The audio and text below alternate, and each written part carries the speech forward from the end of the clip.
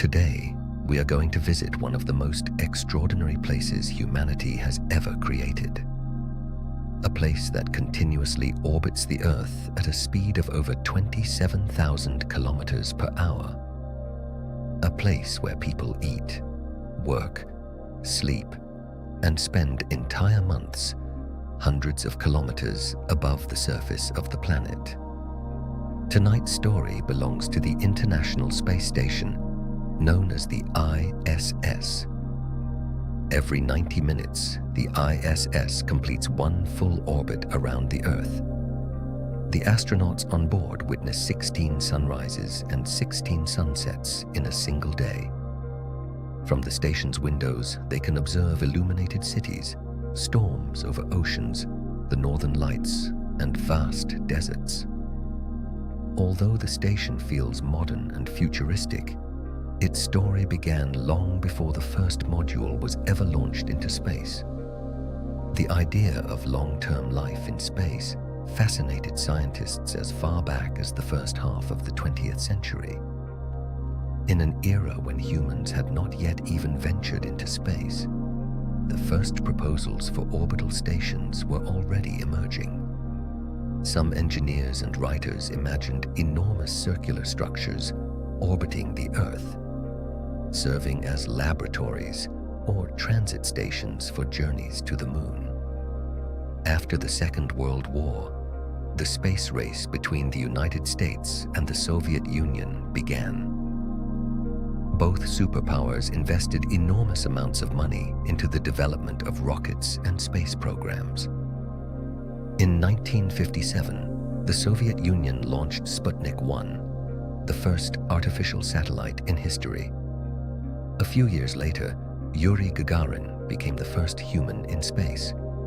The Americans responded with the Apollo program and the moon landing. Over those decades, it became increasingly clear that the future of spaceflight would not be limited to short missions, but would also involve the long-term presence of humans beyond Earth. The Soviet Union therefore began developing the first orbital stations. In the 1970s, the Salyut stations were created, allowing cosmonauts to remain in space for entire weeks and later for months. The United States responded with Skylab, launched in 1973. Skylab was at the time the largest space station ever built.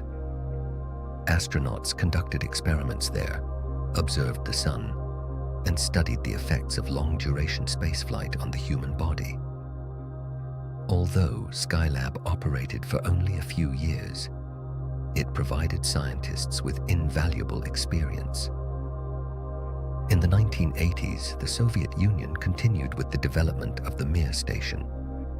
Mir became a symbol of long-term life in space. It was not a single module, but a gradually expanding complex. The experience gained aboard Mir would later significantly shape the creation of the ISS. The Mir station was a fascinating place for many. Cosmonauts spent hundreds of days there. They had to deal with technical problems, system failures, limited space, and the psychological demands of isolation. Several dangerous situations occurred, including a fire and a collision between a supply ship and one of the station's modules. Yet Mir demonstrated that long-term human presence in space was possible. After the end of the Cold War, the political landscape of the world began to change. The United States and Russia were no longer adversaries as they once had been. The idea emerged of a joint project that would unite the expertise of several nations. A plan for a new international space station began to take shape. The United States, Russia, Canada, Japan, and the European Space Agency gradually joined the project. Each country was to contribute its own technologies, modules, or equipment. The result was to be the largest structure ever assembled by humans in space. Creating such a station was no simple task. Engineers had to solve hundreds of problems. The station had to be large enough for long-term habitation, yet it also had to be divided into sections that could be carried into space by rockets. The designs for the ISS changed several times over the years. Some of the original plans were too expensive. Others were technically too complex. By the 1990s, however, the concrete shape of the future station began to take form. One of the most critical elements was the cooperation between different space agencies. American and Russian technologies differed significantly. Each country used different systems, different software, and different engineering approaches. And yet, the engineers managed to create a shared project. The first module of the ISS was the Russian module Zarya. It was launched in November 1998 aboard a Proton rocket from the Baikonur Cosmodrome.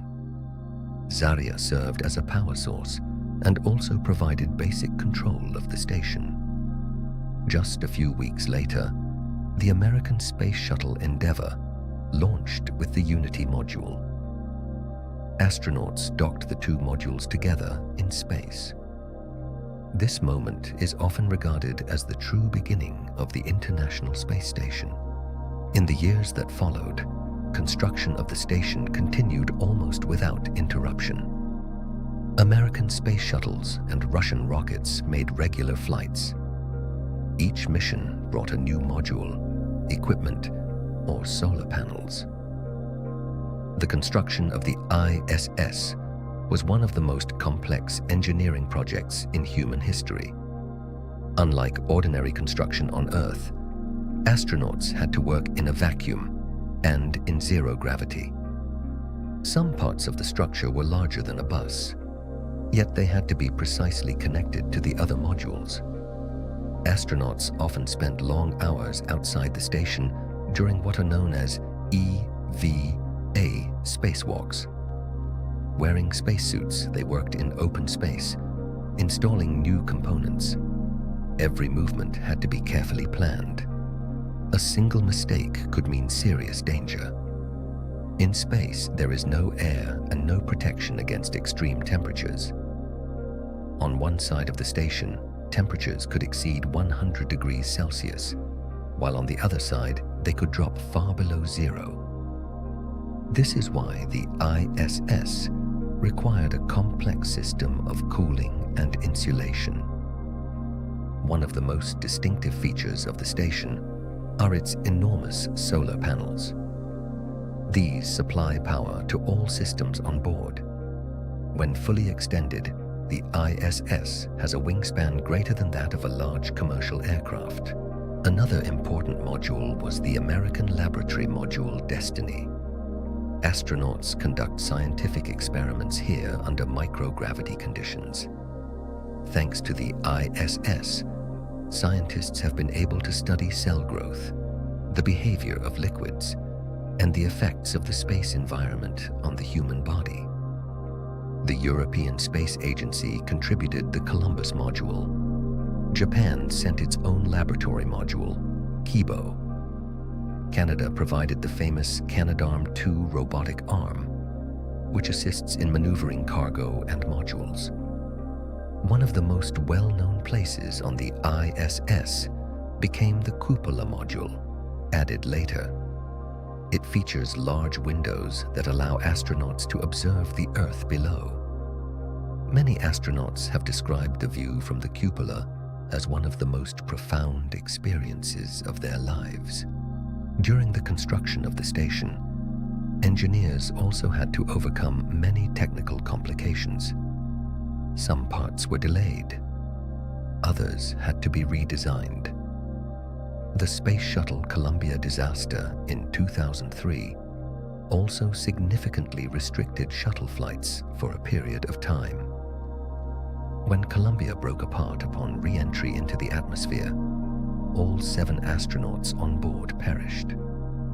This tragedy shook the entire space program. Construction of the ISS slowed, and several planned missions were postponed. Yet the project continued. Additional modules, living quarters, and technical systems were gradually connected. The station began to transform into a fully functional orbital laboratory. Life aboard the ISS, however, was not easy. Astronauts had to contend with limited space, the constant noise of ventilation systems, and long-term isolation from their families. In zero gravity, the human body changes in significant ways. Muscles weaken and bones lose density. That is why astronauts exercise for several hours every day.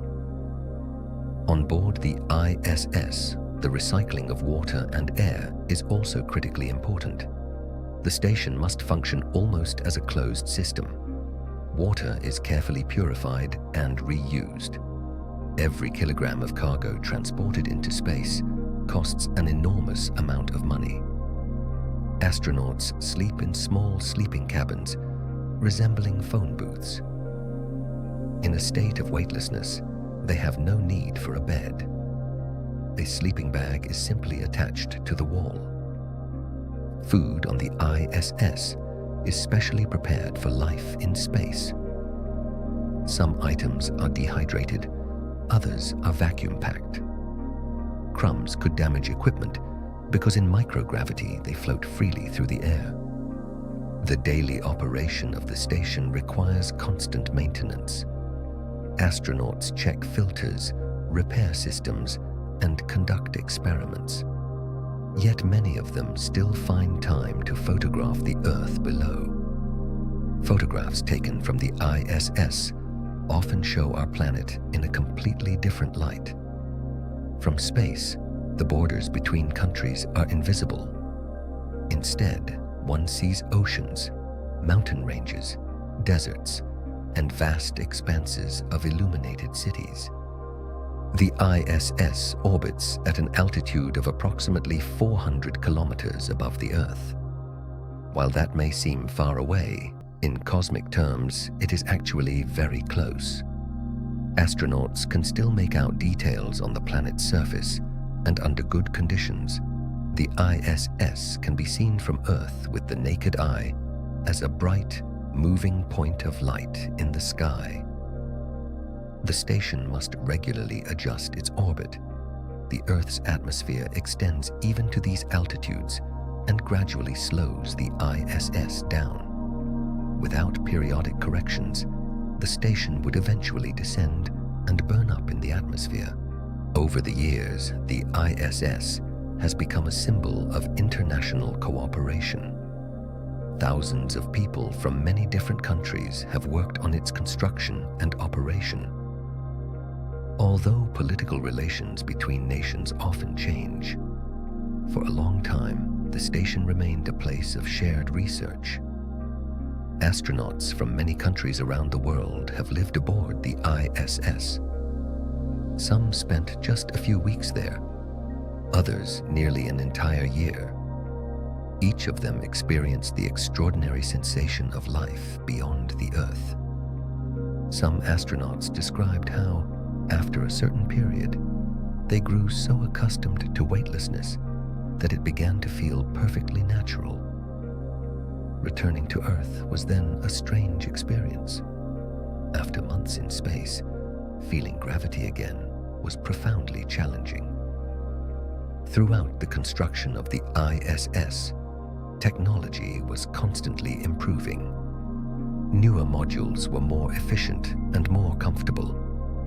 Better computers, more advanced communication systems, and higher quality equipment for experiments continued to be added.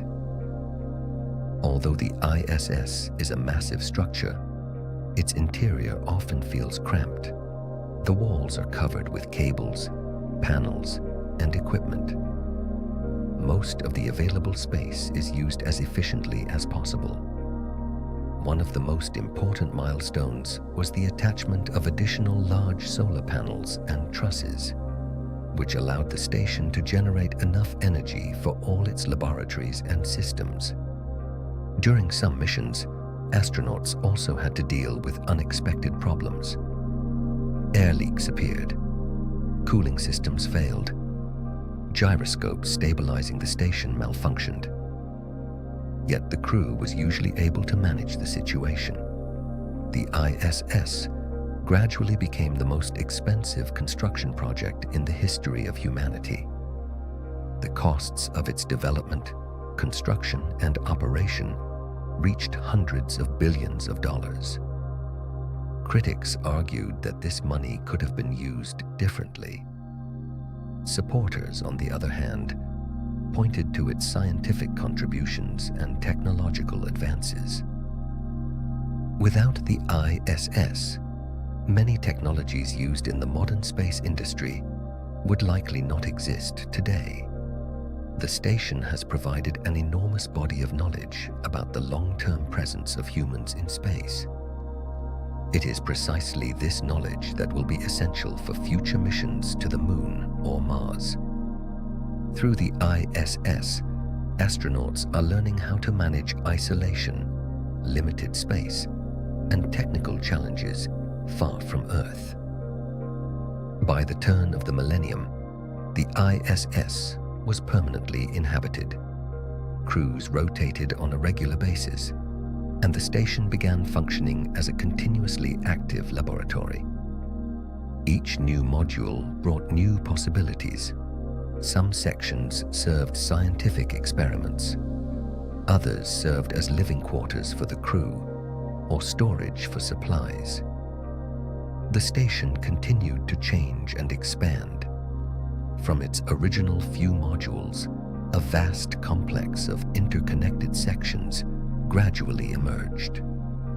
And as the ISS quietly orbited the planet, people on Earth watched its development with fascination.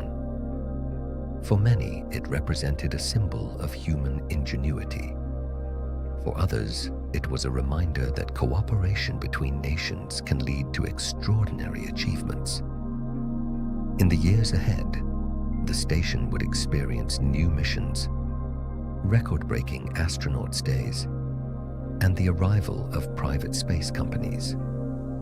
But that is a story for another part. For now, the ISS continues its endless orbit around the Earth. Every night it passes over oceans, continents, and illuminated cities. Inside the station, panels glow, ventilation quietly moves the air, and the crew continues its work hundreds of kilometers above the planet. Before each mission, astronauts spend long months in training. They learn to operate the station's systems, repair technical equipment, and respond to emergency situations. They also train underwater in enormous pools that simulate working in a state of weightlessness. Every procedure must be practiced to perfection, because in space, there is no room for improvisation. Mission control centers on Earth also play a vital role in the operation of the ISS. The most well-known is located in Houston, in the United States, with other important centers operating in Russia, Europe, and Japan. Teams of specialists monitor the condition of the station's systems continuously, 24 hours a day. Communication between the crew and the ground is critically important. Astronauts regularly report the results of experiments, technical problems, and the general progress of the day. Although they are hundreds of kilometers above the planet, modern technology allows them to call their families or send photographs. The ISS moves so quickly that it passes over entire countries in just a few minutes. In the course of a single day, the crew can see snow-covered mountains, tropical oceans, and vast expanses of city lights at night. Many astronauts later said that it was precisely the view of the Earth that changed their perspective on the world.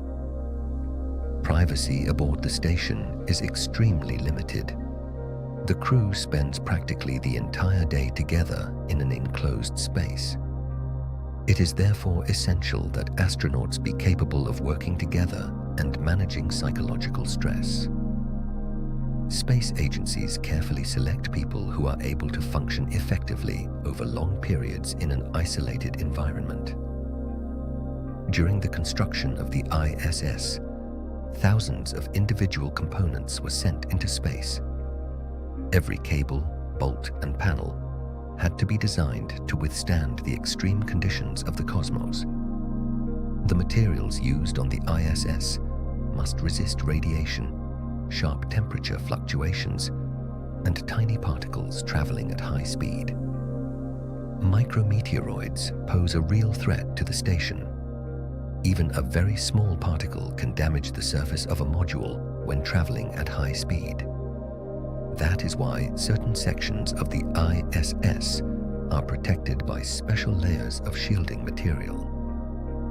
In addition to scientific research, the ISS also serves as a testing platform for future technologies. New recycling systems, advanced batteries, and various types of robotic devices have been trialed on the station.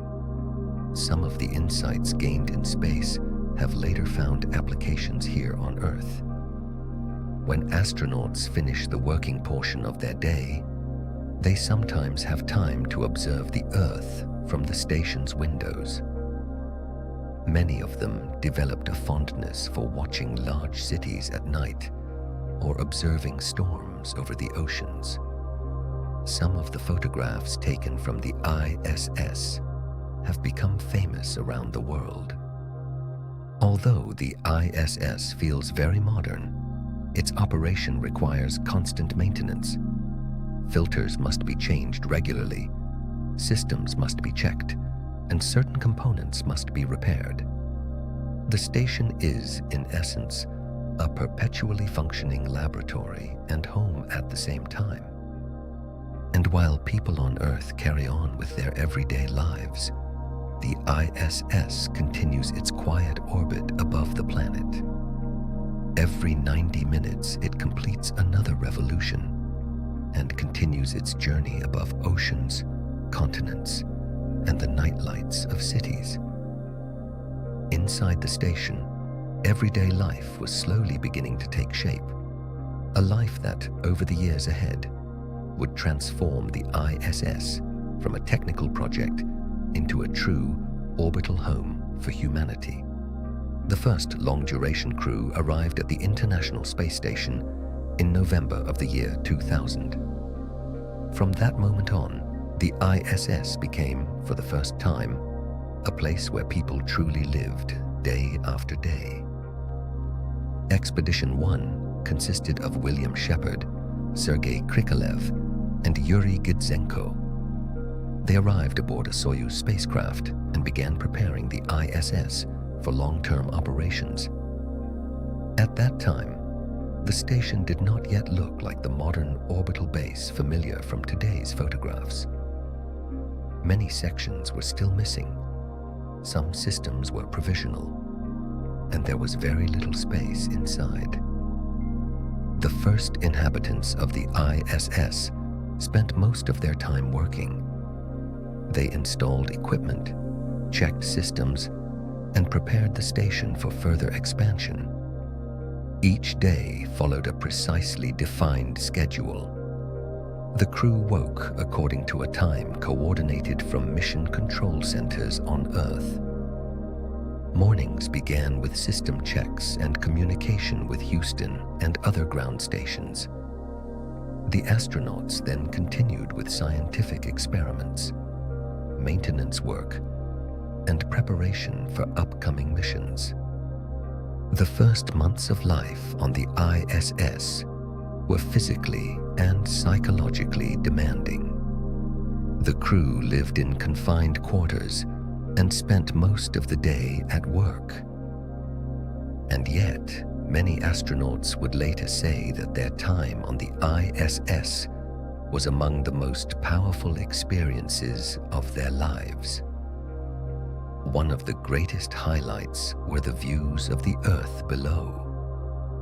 Within just a few minutes, astronauts could observe entire continents, oceans, and the glowing lights of cities at night. Many later described how the sight of the planet from space fundamentally changed the way they saw the world. Further crews continued to arrive at the ISS. Each mission brought new experiments, new equipment, and new experience. At the same time, the station kept expanding.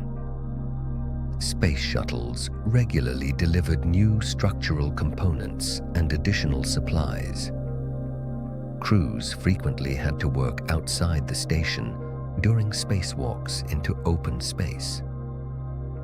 These EVA missions were among the most demanding aspects of an astronaut's work. In their spacesuits, they spent hours in the vacuum, installing new equipment. Every movement was carefully planned. Astronauts were tethered by safety lines, with the planet hundreds of kilometers beneath them. During the early years, the ISS changed rapidly. New laboratories, additional living quarters, and more advanced systems were added. Crews were able to remain in orbit for longer periods of time. The station was simultaneously becoming an important center of scientific research. On board, experiments focused on biology, physics, and medicine were conducted. Scientists studied, among other things, the changes that the human body undergoes during extended stays in space. The results of these experiments were important for future space missions. During the early years of operations, astronauts had to adapt to a completely new way of living. Every object had to be secured. In weightlessness, everything drifted slowly through the air. Even ordinary tasks worked differently than they did on Earth. Food was specially prepared for life in space. Water behaved differently, forming small floating droplets. Sleep was different as well. Astronauts slept secured inside sleeping bags attached to the walls of the modules. Some astronauts later said that, after a certain period of time, they began to regard weightlessness as completely normal. But life on the ISS was not only about work.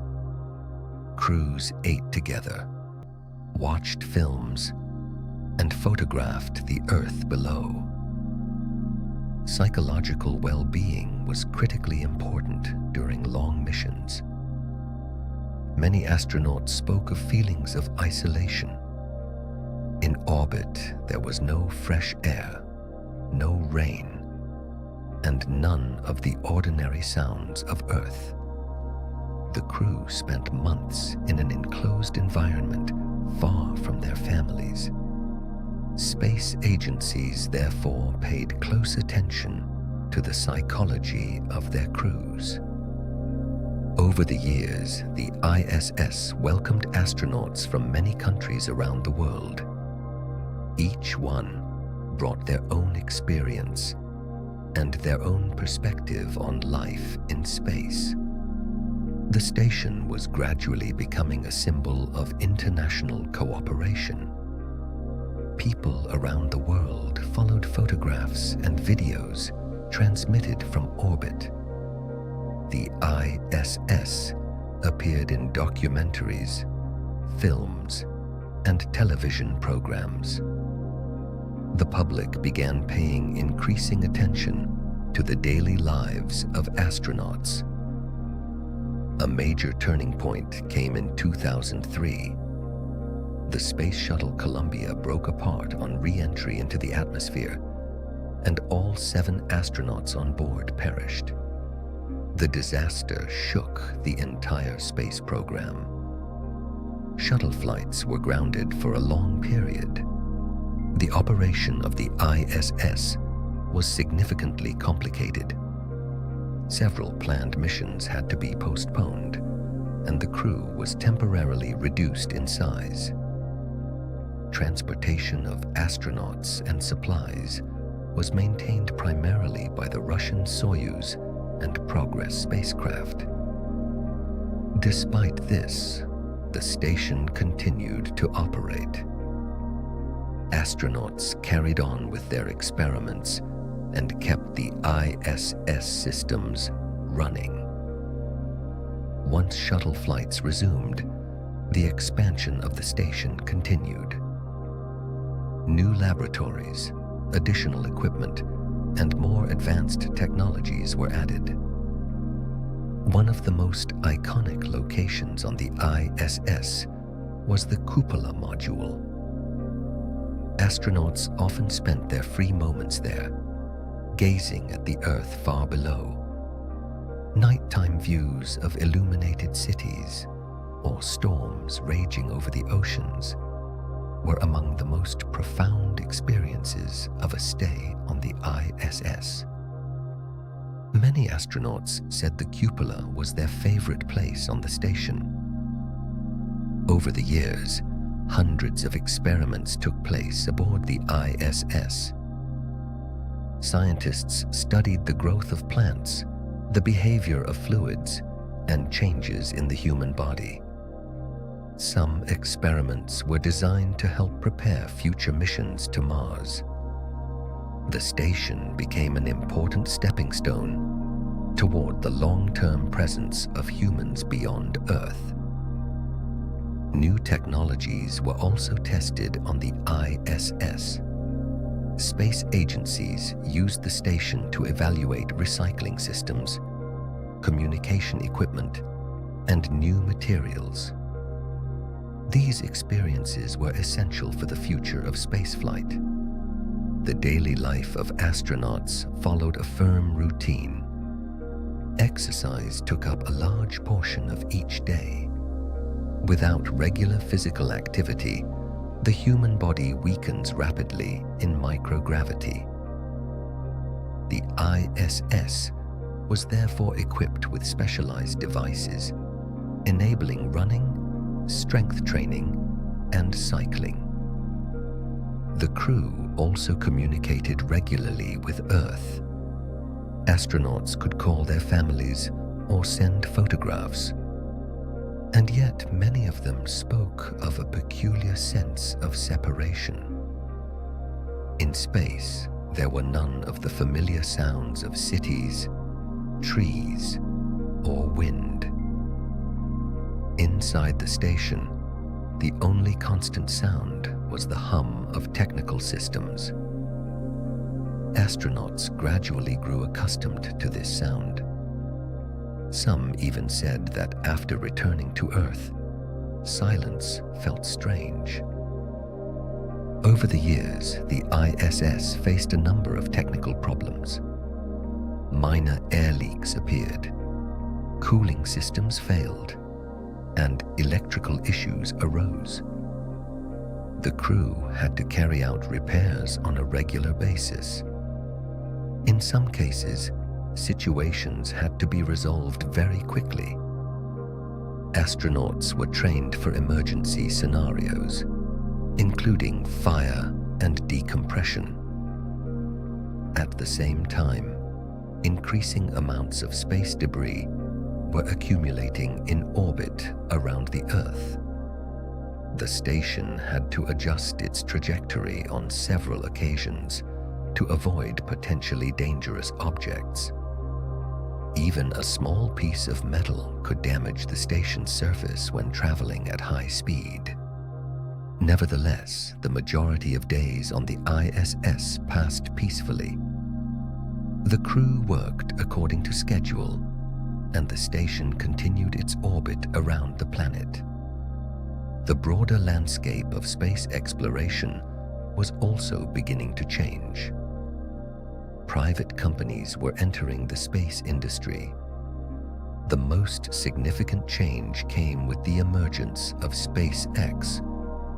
The company began developing its own rockets and spacecraft capable of resupplying the ISS. The first commercial cargo missions marked the beginning of a new era. After the Space Shuttle program ended in 2011, private companies took on an increasingly important role. SpaceX's Dragon spacecraft later became the first private vehicle capable of transporting astronauts to the ISS. This fundamentally changed the way humans reached orbit. At the same time, the station continued to be modernized. New computers, updated systems, and more powerful equipment were added. Conditions for the crew's everyday life gradually improved as well. Astronauts benefited from better communication with Earth, more advanced equipment, and more comfortable facilities. Over the years, the ISS had become the largest structure ever assembled by humanity in space. Inside, however, it still felt like a working environment filled with technology, cables, and equipment. Astronauts had learned to operate with great efficiency, even in tight quarters. Every object had its designated place. Every mission had a meticulously planned program. Over the years, hundreds of astronauts passed through the ISS. Some spent a few weeks there, others nearly an entire year. Many described their time aboard the station as an experience that transformed the way they looked at life. Looking at the Earth from space, the borders between nations seemed meaningless. The planet appeared as one interconnected world. And so the ISS gradually became not only a scientific laboratory, but also a symbol of cooperation and of humanity's presence in space. In time, the first tourists began to visit the ISS as well. With that, a new chapter in spaceflight began. The station was no longer a place reserved exclusively for professional astronauts. It began to be seen as the beginning of a future in which journeys into space might become far more commonplace. Even so, life on the ISS remained demanding. Astronauts were still exposed to radiation, isolation, and the long-term effects of microgravity. After returning to Earth, a period of recovery often followed. The human body had to readjust to gravity once more. The experience gained aboard the ISS is today being used by scientists around the world. The station has produced an enormous body of data on the long-term presence of humans in space. This information will be essential for future missions to the Moon and to Mars. And as the ISS continued its endless flight around the Earth, everyday life went on inside. The crew worked, exercised, repaired systems, and watched the planet below. Computer screens glowed in the dim light of the modules, and the station continued its orbit above the nighttime Earth.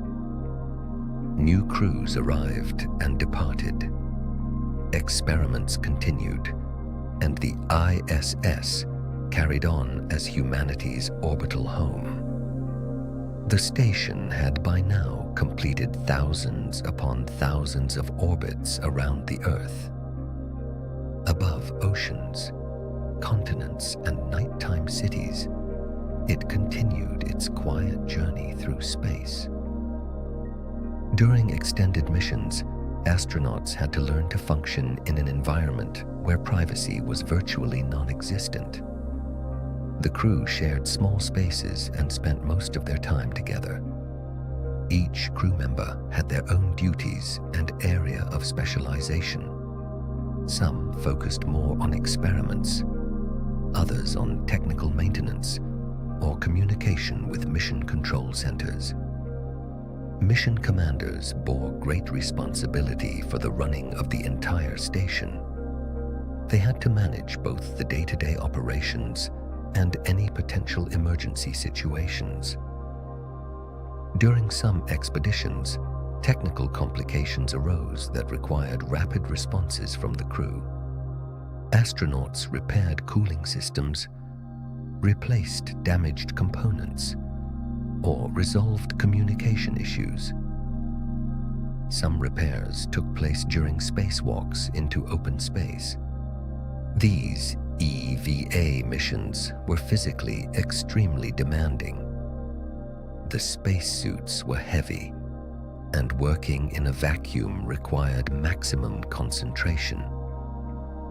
Even so, astronauts accumulated hundreds of hours of work outside the station over the history of the ISS.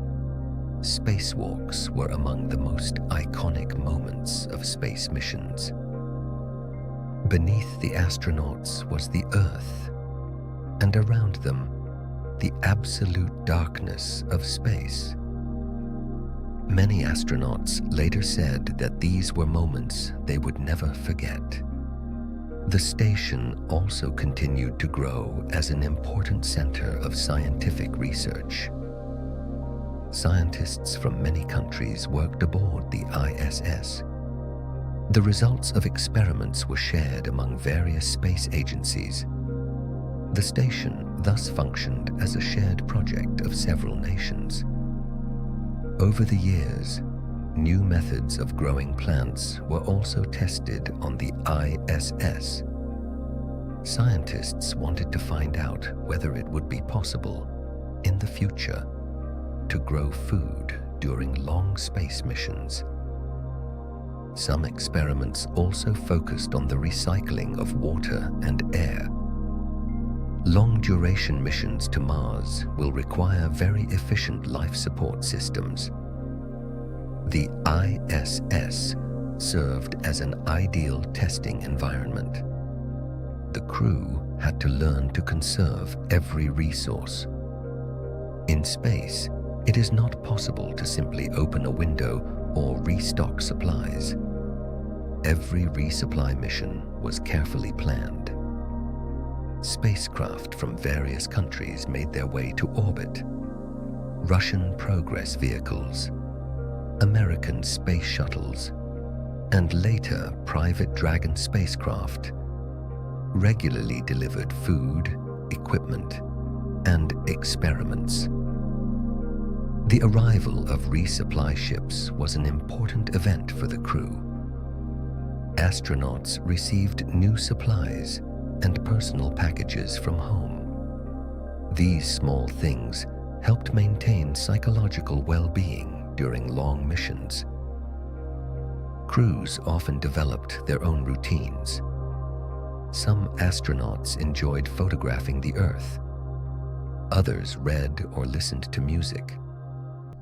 Free time, however, was limited. Most of the day was precisely scheduled. The ISS operated continuously, 24 hours a day. Mission control centers on Earth monitored the condition of the station systems almost without interruption. Communication between Earth and the crew was critically important. Astronauts regularly reported the results of experiments and the technical status of the station. Over the years, successive generations of technology cycled through the ISS. Older computers were gradually replaced by more advanced systems. Communication equipment and laboratory instruments evolved as well. The station was thus continuously developing. and yet some parts of the ISS remained in operation for many years.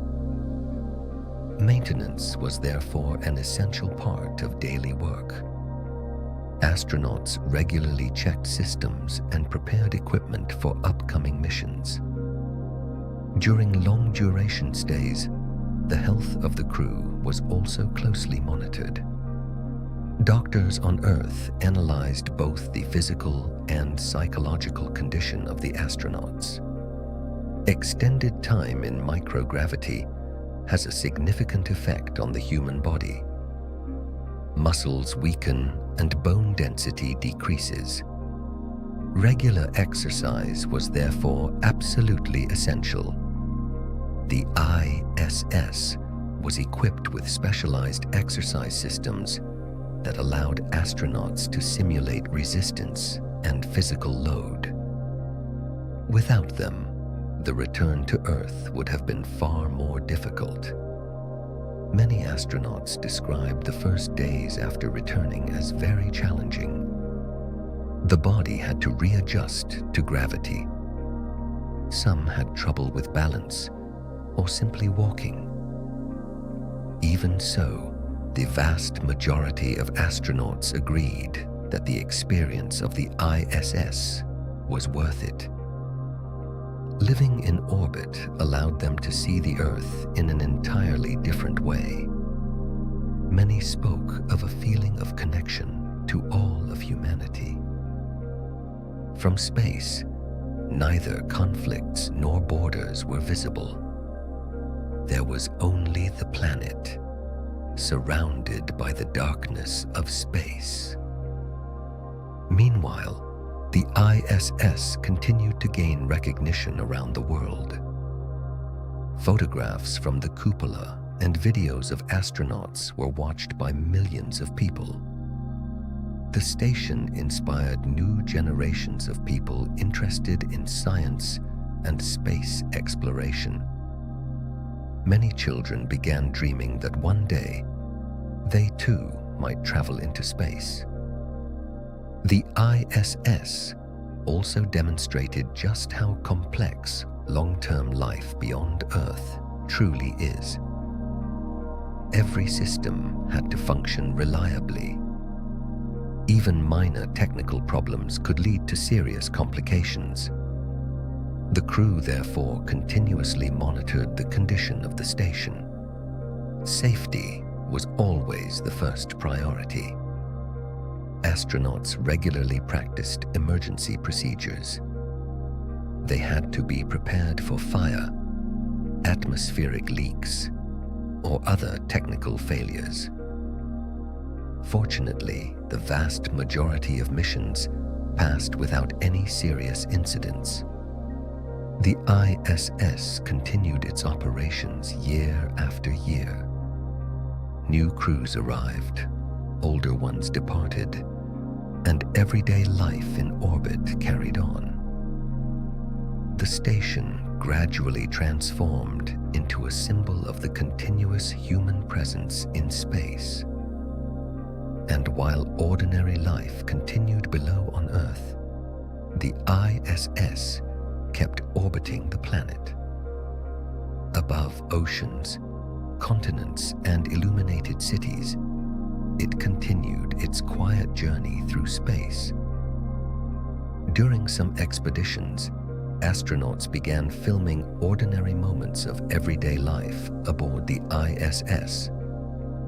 They showed, for example, how they cut their hair, prepared their meals, or how something as simple as brushing teeth worked in microgravity. It was often these simple moments that captivated the public far more than the technical details of the missions.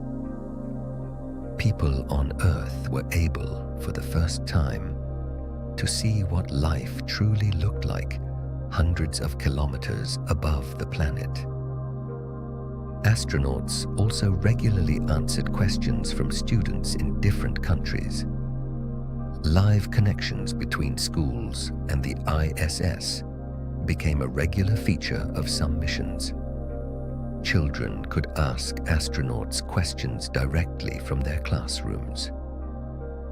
These conversations helped bring science and space exploration to a broader audience. Over the years, a number of unusual events also took place on the ISS. Some astronauts lost small objects that then floated through the station's interior for extended periods.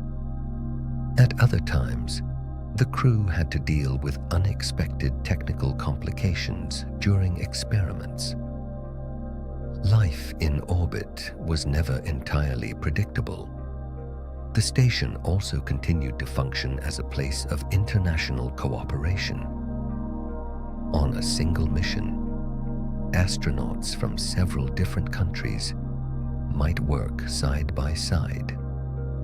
Crews used different languages and different working methods, and yet they had to learn to function as a single team. This spirit of cooperation was often cited as one of the most important aspects of the entire ISS project. Astronauts also gradually adapted to a distinctive sense of time. In orbit, there was no ordinary day and night as people on Earth know them. The station completed one orbit around the planet approximately every 90 minutes. In the course of a single day, the crew witnessed many sunrises and sunsets. Time on the ISS was therefore governed primarily by the working schedule. During some periods, the crew was extremely busy. At other times, astronauts could devote more time to photographing the Earth or simply gazing out the windows. Many astronauts described the nighttime views of the planet as something they would never forget. From hundreds of kilometers above, entire regions of illuminated cities were visible. Storms and lightning moved across the oceans. And sometimes it was possible to watch the northern lights stretching across the northern regions of the planet.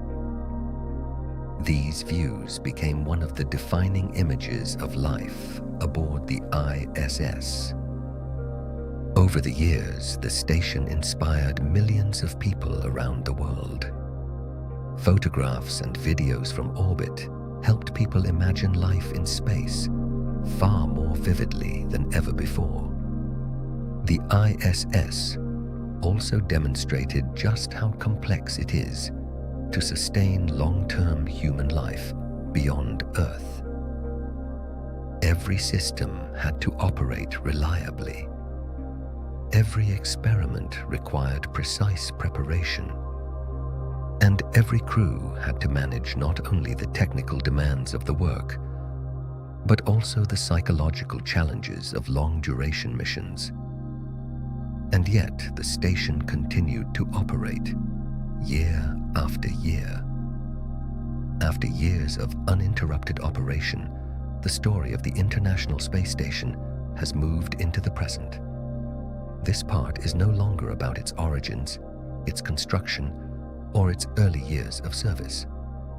Now we turn to what the ISS is today, the role it plays in modern space exploration, who can reach it, the lesser-known stories connected to it, and why its significance extends far beyond orbit.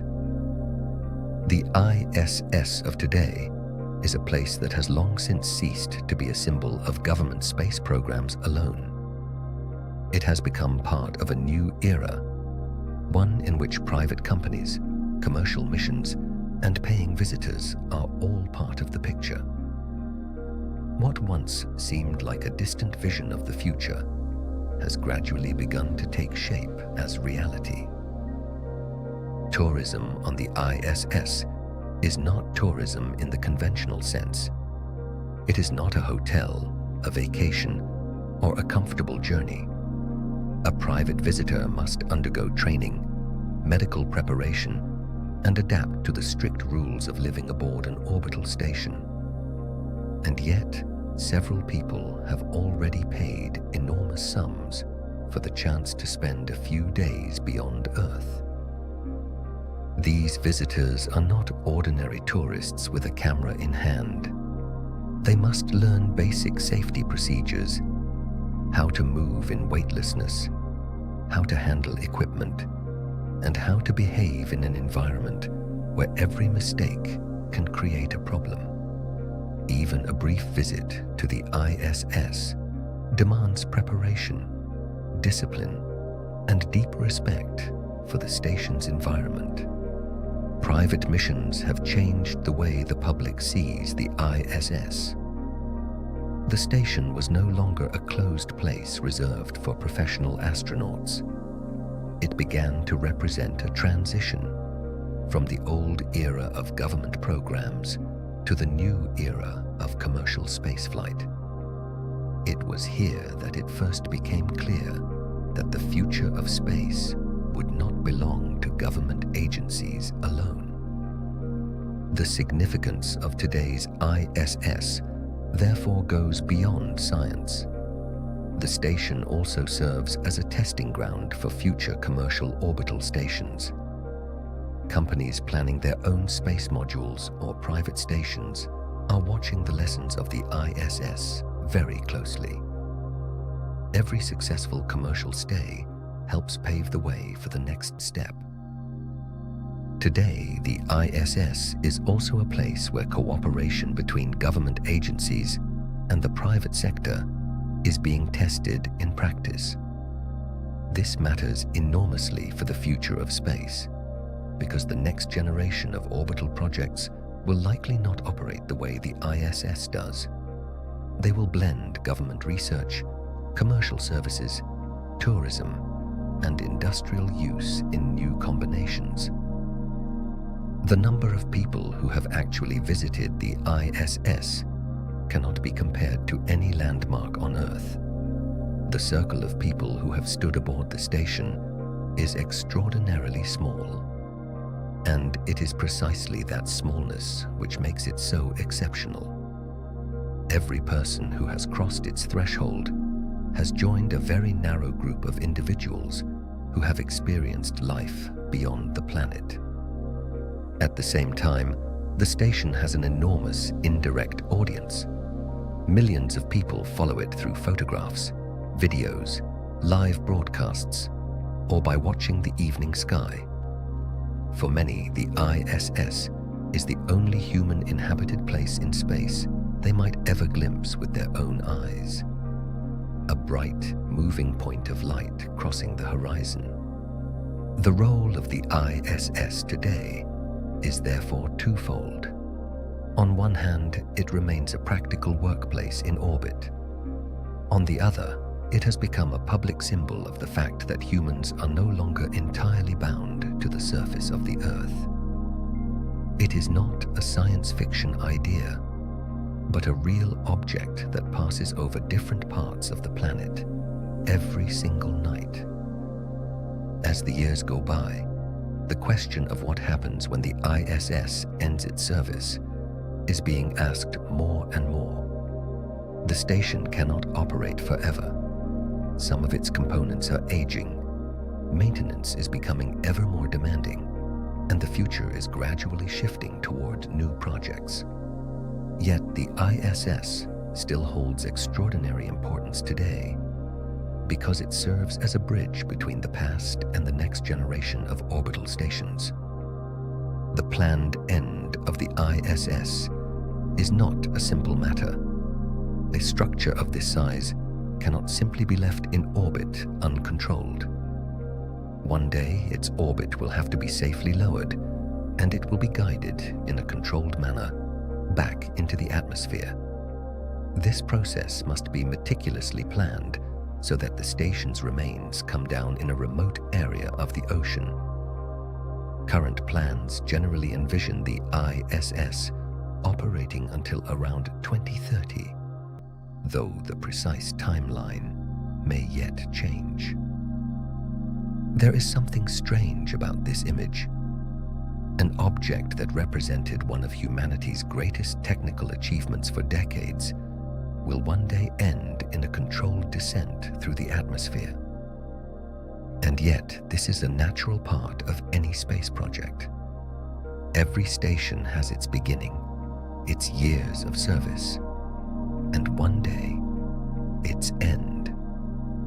That is precisely why there is so much talk today about what comes after the ISS. Plans exist for private orbital stations, commercial modules, and new projects in low Earth orbit.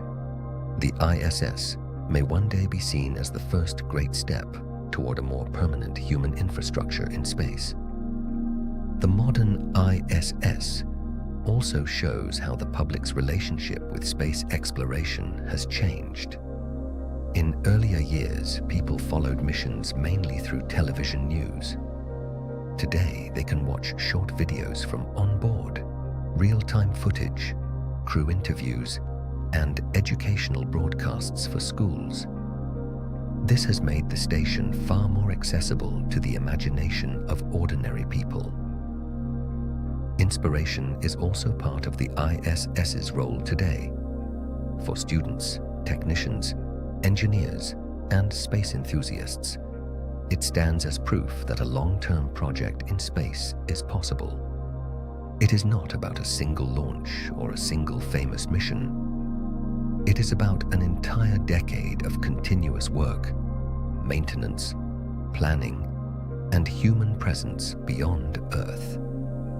Beyond its modern role, the ISS also holds many hidden details that rarely make their way into mainstream accounts. From the outside, it looks like an elegant structure with solar panels. But inside, it is far more chaotic.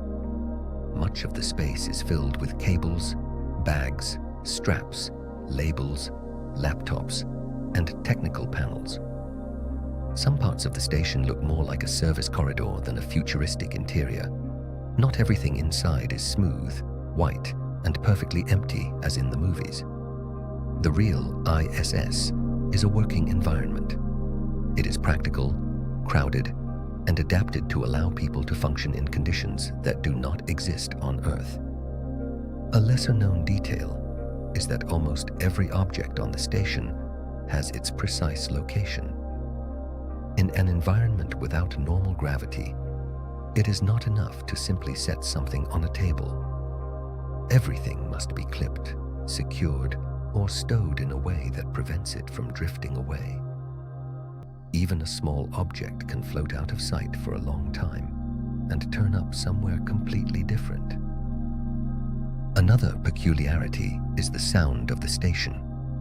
In films, space is often portrayed as a silent and empty environment. But inside the ISS, there is no shortage of sound. Fans, pumps, computers, and life support systems all run continuously. These sounds are not dramatic, but they form a constant technical backdrop to life on board. Some people imagine the ISS as a perfectly calm place, but the reality is far more practical. The station is a machine that must run without stopping. Every system has its purpose. Every sound is usually part of normal operations, but sometimes it can also be a signal that something needs to be checked. The temperature changes are remarkable as well. The station repeatedly passes between sunlight and shadow, and its structure responds to these shifts. Materials expand and contract. Crew members have sometimes heard metallic creaking or other sounds that can startle a newcomer, even though there is nothing unusual about it. Among the lesser-known stories are the tales of lost small objects. Over the years, various tiny items have gone missing aboard the ISS. In weightlessness, a pencil, a screw, a droplet of water, or a piece of packaging can disappear into the air and later reappear behind a panel, near a filter, or in a completely different section of the station. Equally interesting are the personal items people have brought with them. Photographs, flags, small symbols, toys, musical instruments, and objects tied to the personal histories of crew members have all made their way on board. These things are a reminder that even in the most technical of environments, the station remains a deeply human place. Some unusual events have involved alarms. Over the years, the ISS has been rocked several times by warnings triggered by smoke, technical problems, or suspected atmospheric leaks.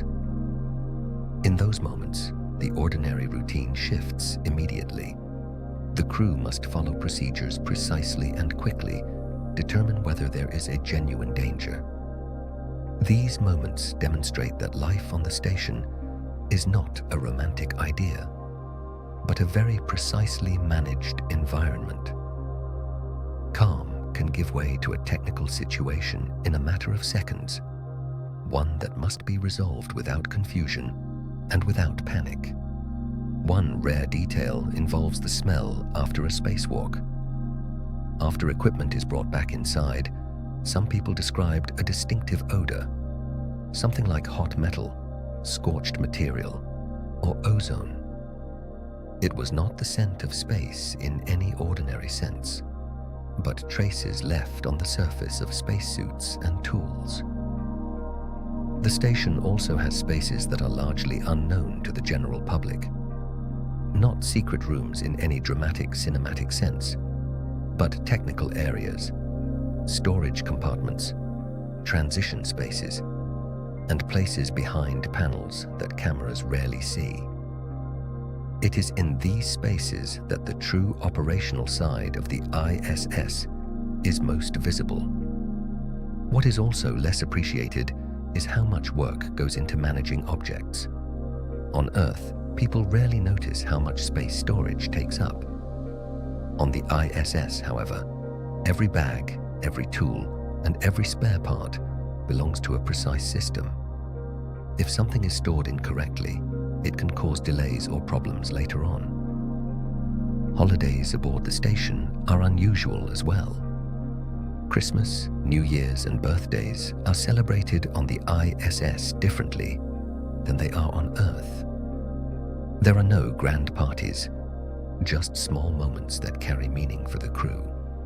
A shared meal, a message from family, or a brief rest can have great value in such a setting.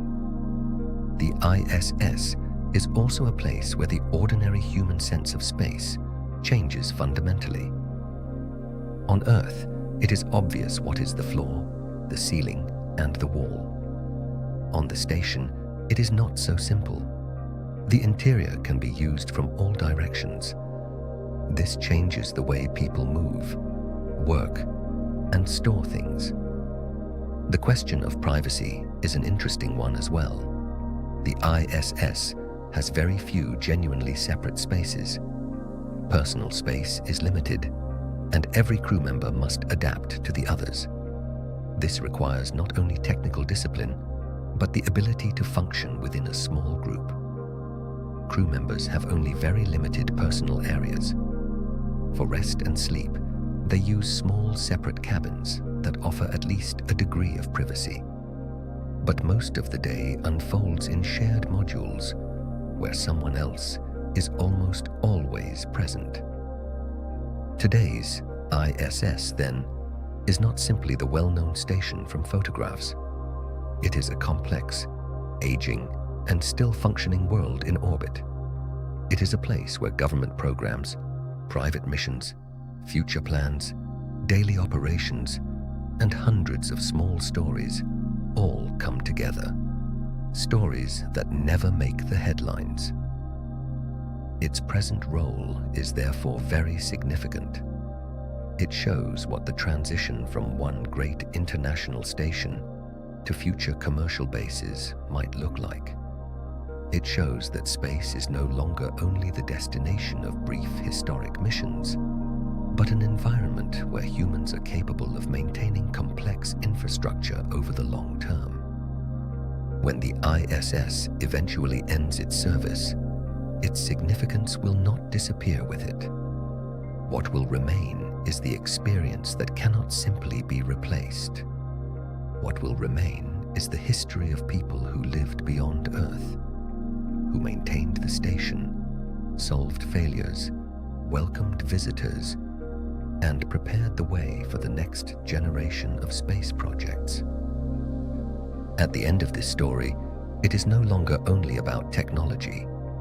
It is about a long journey, from the first idea to the present day, when the ISS has become a place known to the entire world. A place that people built, maintained, and gradually transformed into one of the most significant chapters in the history of modern space exploration. One of today's fascinating aspects is the way the ISS appears in the everyday lives of people on Earth. There are apps and web services that show exactly when the station will pass over a given location. For many people, a brief passage of the ISS across the night sky is a simple but powerful reminder that there is, in fact, an inhabited place orbiting above the planet. This public dimension matters for the ISS today. The station is not only a closed project for experts, it is also an object that people can observe from their own city, without a telescope, without sophisticated equipment. All it takes is knowing the time of the pass and looking at the right part of the sky. Today's ISS also holds significance for the future economy of low Earth orbit. Private companies are trying to understand how commercial stations, research modules, film projects, manufacturing tests, and short-stay visits for paying customers might work. In this sense, the ISS functions as a forerunner of a market that is only just beginning to take shape. Some future stations may be smaller and more specialized. Others may offer space for science, industry, media, or private missions. It is precisely the experience gathered on the current ISS that shows what is practical in such an environment, what is too complicated, and what will need to change. What is interesting is that the future after the ISS will likely not involve a single replacement. Instead of one large international station, several smaller projects with different purposes may emerge. Some may serve science, others commercial customers, and others still may serve the preparation of longer journeys beyond low Earth orbit. Today's ISS is therefore also the last great project of its kind. It was built during an era when government space agencies and large international agreements dominated the field. The new era will likely be more varied, faster moving, and far more dependent on the private sector. Questions of responsibility also belong to the modern part of this story. Who will operate orbital stations in the future? Who will handle safety? Who will set the rules for tourists, companies, and research teams? The ISS does not answer these questions directly, but its operation has shown just how complex such an environment truly is. Another lesser-known detail involves waste management. On Earth, one simply throws things away, but on an orbital station, everything is more complicated. Packaging, used equipment, old components, and everyday waste must all be stored and eventually carried away by a resupply ship. Some cargo is then destroyed on re-entry into the atmosphere. This detail reveals the practical side of life in space. Nothing can simply be left as it is. Every object has a mass, a volume, and a place within the storage system. Even waste is part of precise planning. Managing supplies is equally important. The ISS is not only about large instruments, it is also about very ordinary things. Clothing, hygiene products, spare parts, food packaging, cables, batteries, and tools. When something runs out, you cannot simply go to a store. You wait for the next resupply ship. This gives today's ISS a particular practical dimension. It is a place where even ordinary things become part of a vast logistics operation. Every supply list, every bag, and every spare part carries its own significance. Even lighting on the station serves a practical purpose. Illumination helps maintain the working rhythm and sense of orientation. In an environment where sunrises and sunsets follow one another with great speed, artificial lighting is an important element of everyday planning. Another lesser-known aspect is documentation and archiving. Almost every activity aboard the station is planned, recorded, photographed, or checked. When something is repaired, moved, or tested, a record must exist. The ISS is not only a station, but also an enormous operating system of documents, instructions, and checklists. This is one of the things that sets the reality of space apart from its portrayal in films. In a movie, pressing a button is enough. In real operations, behind every step lies preparation, authorization, verification, and communication with teams on the ground. A unique aspect of the ISS involves the objects that found their way on board for reasons of tradition or symbolism. Small flags, badges, photographs, mascots, and objects from various countries are a reminder that the station is not only a technical object, it is also a collection of human traces. Some of these objects, upon returning to Earth, became part of museums, exhibitions, or personal archives. For visitors to those exhibitions, they represent a tangible connection to a place that most people will never personally visit. Today's ISS therefore lives beyond space itself. It is present in schools, museums, documentaries, public broadcasts, and in the memories of people who once lived aboard it. Its story does not unfold only in orbit, but also in the way people talk about it and in the way they imagine it. When the end of the ISS is eventually discussed, it will not be merely a technical event. It will be the end of an entire epoch. The station represented a period when humans first maintained a permanently inhabited place beyond Earth for such an extended stretch of time. That is what makes it an extraordinary chapter in human history.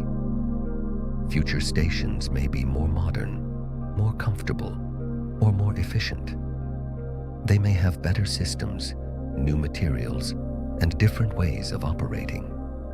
Even so, they will stand on the experience that people gained precisely because of the ISS. That is precisely why it makes sense to close this story, not as an ending, but as a transition. One day, the ISS will depart, but what it made possible will continue. In the stations that follow, in new crews, in commercial projects, and in the vision that the human presence in space can slowly and steadily grow. And so today's ISS can be understood as the final chapter of one great story, and at the same time as the first page of the next. Thank you for joining us on this journey through the story of the International Space Station. From its very beginnings, through years of operation, to the present day, and to the lesser-known details of life high above the Earth. Whatever the future holds for the ISS, its mark will remain in the stories of the people who lived aboard it, in the technologies that were born there, and in the stations that will one day take its place. Good night.